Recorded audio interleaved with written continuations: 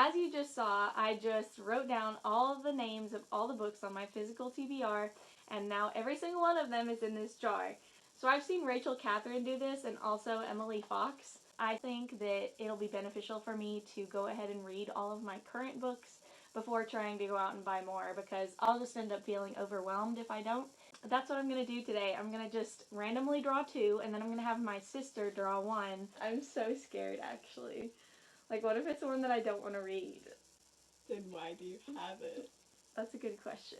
Okay, I've got one. I've got 2 here in my hand. I'm going to drop this one. Okay. So, the first book that I will be reading is The Dark Tower by C.S. Lewis. This is literally the one that I said earlier. I started reading it, but I never finished it. It was like a year ago when I started reading it, so I'm going to go ahead and just start from the beginning, like I've never read it before. Can you see it? Your nasty, grubby hand. Here, Yeah. let me open it. Yeah. Okay, so the one that Tiffany drew is The Paper Girl of Paris by Jordyn Taylor. I'm kind of excited about that one. That's the one that's over there. Now for the third one. Okay, I'm gonna do this one. Stop stalling. Is this one? Oh no. Drop one. What if I don't? Okay, so, oh, okay. The third one is The Maze Cutter by James Dashner. So I'm excited about that one. I've been wanting to read that one. I started reading like the first chapter, and It didn't hook me immediately, so I stopped reading it, but I still have to read it because I was so obsessed with The Maze Runner, and I really need to get that one read. So let me get them together and I'll show you what I have to read. Okay, so the first one that I drew was The Dark Tower by C.S. Lewis, and like I said, I had started reading this one, and I remember the first story was like really sad. So I was like, oh, okay. I'm excited to actually like read it through all the way, so we'll see. The second one, the one that Tiffany drew for me, was The Paper Girl of Paris.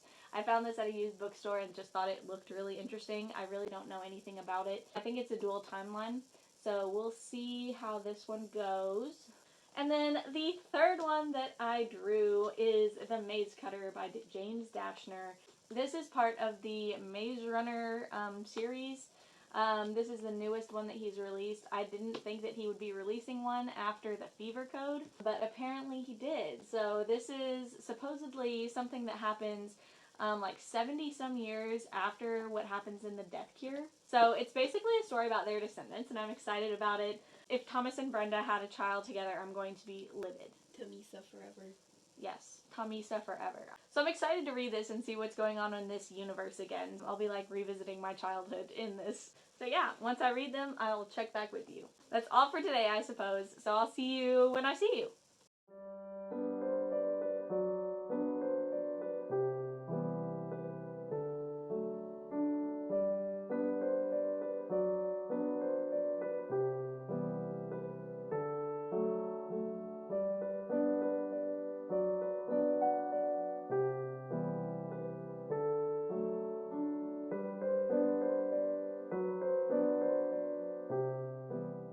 So, I'm just now starting chapter 5, and in chapter 4, a new character was introduced, and I thought it was so cute the way that she described him. She said, one is tall, gangly, and curly-haired, a human dandelion. I don't know why, but a human dandelion is like the cutest way to describe a person. I just found that really cute, that writing choice. So anyway, I had to share that. I'm really liking it so far. I'm this much through.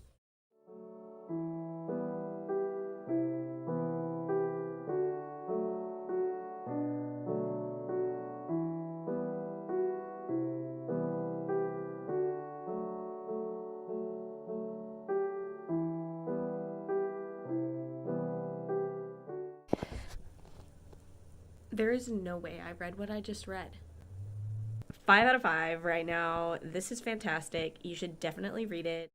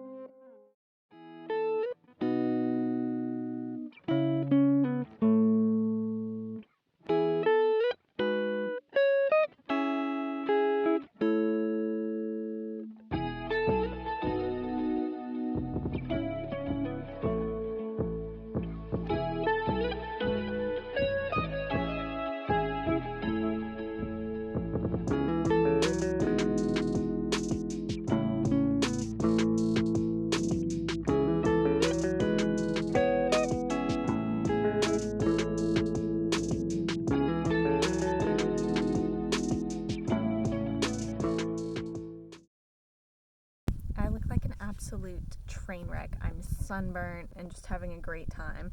But I just had a couple thoughts that I wanted to run through about the maze cutter. Don't get me wrong, I like it. So far it's good. And I feel like the cliche route that he could have taken with this book is, you know, like bringing out all the descendants of the main primary characters from the Maze Runner and then, you know, work with them and highlight them and show their stories and stuff.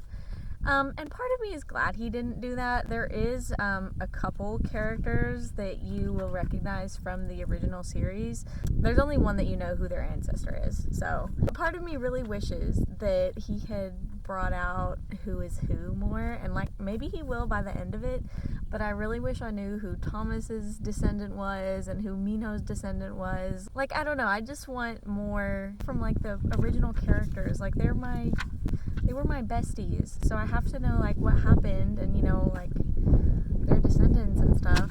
I mean, I'm kind of glad that he didn't go that route, but I kind of wish that he would have highlighted it a little bit more than it has been highlighted.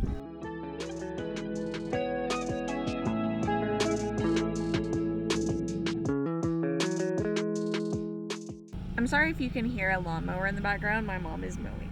After reading further, I've kind of noticed that Sedina has a personality very, very similar to Minho from the original series, and she's really annoying. She's just so rude and like snarky. Like, I never found Minho annoying, and I don't know if it's because I was younger and thought he was funny or what it is, but I find her quite obnoxious. Okay, so I'm gonna try and film this right here because once again, I am in my car sitting outside on a beautiful day. I'm just going to talk a little bit about these books. So the first one that I read was The Paper Girl of Paris by Jordyn Taylor. I really enjoyed this one. So basically you're following Alice, who is a modern day 16-year-old who has discovered that her grandmother has left her this random apartment in Paris.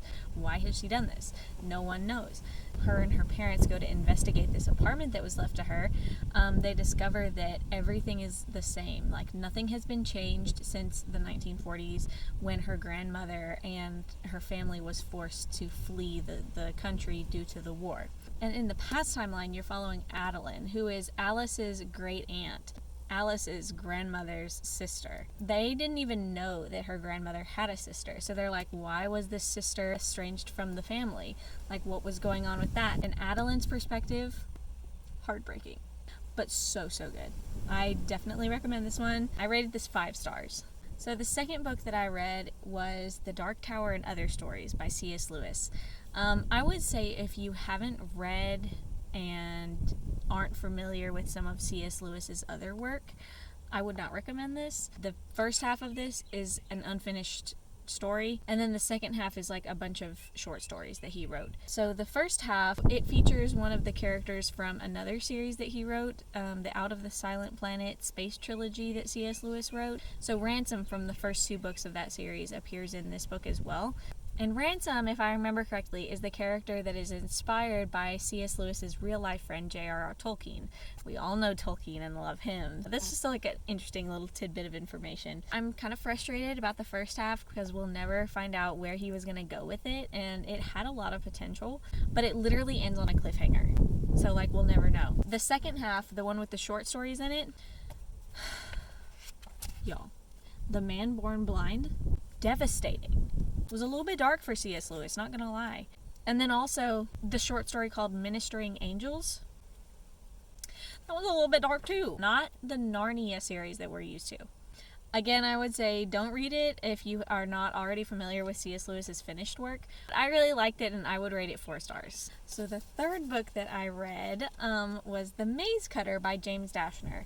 And to be honest with you, I cannot tell if I enjoy this book just because I know that it's in the Maze Runner universe, or if I genuinely just enjoyed it for what it is. I think that it set up a really interesting concept for where he could go next. You have to understand, when I was 14, I was obsessed with these books. I listened to every single cast interview, every single author interview I could find. I read author interviews. I was obsessed, okay? I think I remember him saying that he did not plan on making another series after this, so I'm kind of like...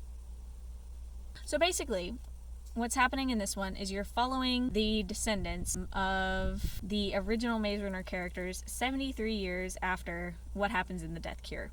So apparently, like 73 years after that, the flare has like evolved. There's like this evolved subspecies of human that has come from the flare. There's this like these religious cults that worship the maze. There's just lots going on. It set up a really interesting concept. I rated it 4.5 stars. Those are my thoughts on this one. I'm excited for whatever the next one will be, and I will definitely be reading it because I can't get enough of this, okay? So anyway, I guess that's the end of the video today. Hopefully it was somewhat entertaining. I had fun making it. Anyway, I'll see you when I see you. I hope you have a fantastic rest of your day and read good books. Bye!